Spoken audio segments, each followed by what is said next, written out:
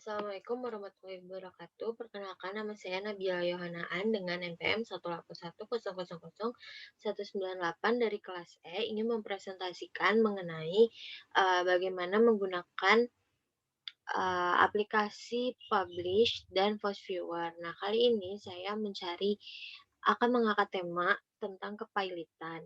Nah, langkah pertama yang saya lakukan ialah, mencari jurnal dengan aplikasi Publish or Perish dan memilih, Google Scholar, dan saya di sini memakai keyword kepailitan yang jurnal dari jurnal tahun 2016 sampai 2021. Kemudian langkah selanjutnya saya, men-save jurnal-jurnal yang sudah saya cari di aplikasi, Publish tersebut, dengan format FISH. Kemudian saya mengkonstruksikan, data yang dari, aplikasi Publish tersebut ke dalam, aplikasi Flash Viewer. Nah, di dalam aplikasi ini, kita dapat melihat bahwa kepailitan itu bersangkutan dengan hal apa saja. Bisa dilihat dari, network visualization-nya dalam aplikasi ini, bahwa kepailitan tersebut menyangkut mengenai, undang-undangnya yang mengatur dengan kepailitan tersendiri, kemudian mengenai kurator, mengenai debitur, kreditur, dan juga mengenai niaga atau pengadilan niaga sendiri. Dan juga bisa kita lihat di sini bahwa, kepailitan ini bersangkut paut juga dengan hukum. Kemudian dengan bankrupsinya tersendiri atau kepailitannya sendiri dan seperti yang saya sudah bilang, lebih banyak mengenai debitor debitur, kreditur, serta kurator. Kemudian dalam overlay visualization-nya ini, kita dapat melihat bahwa di tahun 2017 lebih banyak, mengangkat atau membicarakan mengenai, undang-undang kepailitannya tersendiri. Kemudian yang paling terbaru ini lebih, melihat tentang debitornya, membicarakan mengenai debitur dan bankrupsinya tersendiri.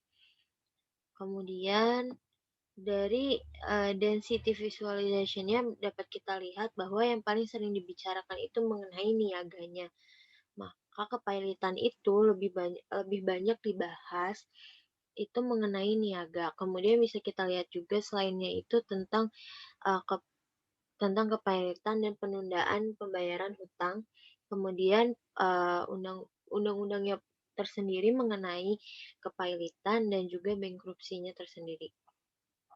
Kemudian saya juga, mencari mengenai kepailitan, untuk jurnal bahasa Inggrisnya, tetapi saya mengambil temanya bankruptcy law atau hukum kepailitannya itu.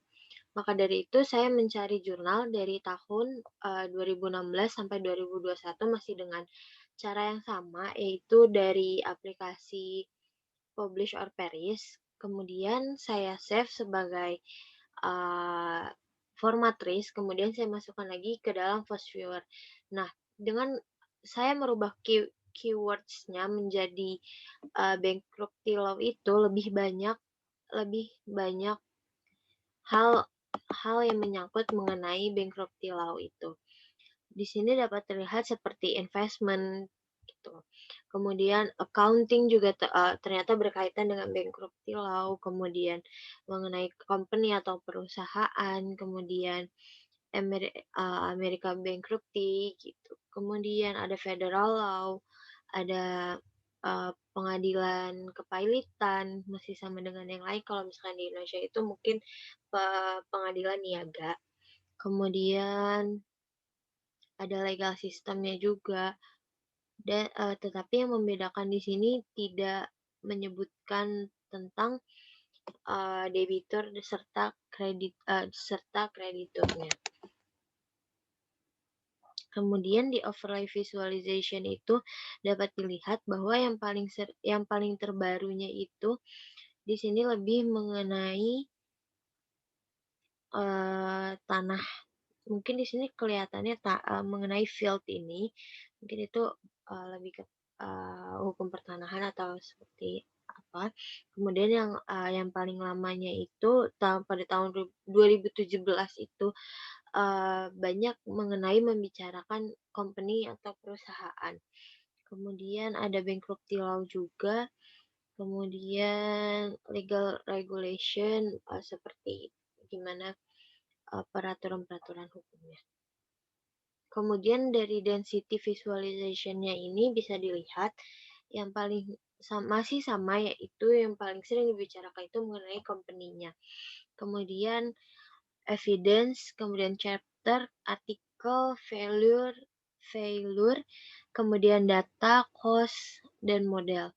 Nah, bisa, saya jika di eee, kenapa saya memilih, tentang kepailitan ini karena ya memang dari pertama saya sudah mulai tertarik mengenai kepailitan ini, kemudian, dengan saya melihat menggunakan aplikasi Fast Viewer dan Publish ini, maka saya akan mengambil topik khususnya yaitu perlindungan hukum mengenai kreditur dan debitur. Karena jika di kreditur dan debitur dalam hukum kepailitan.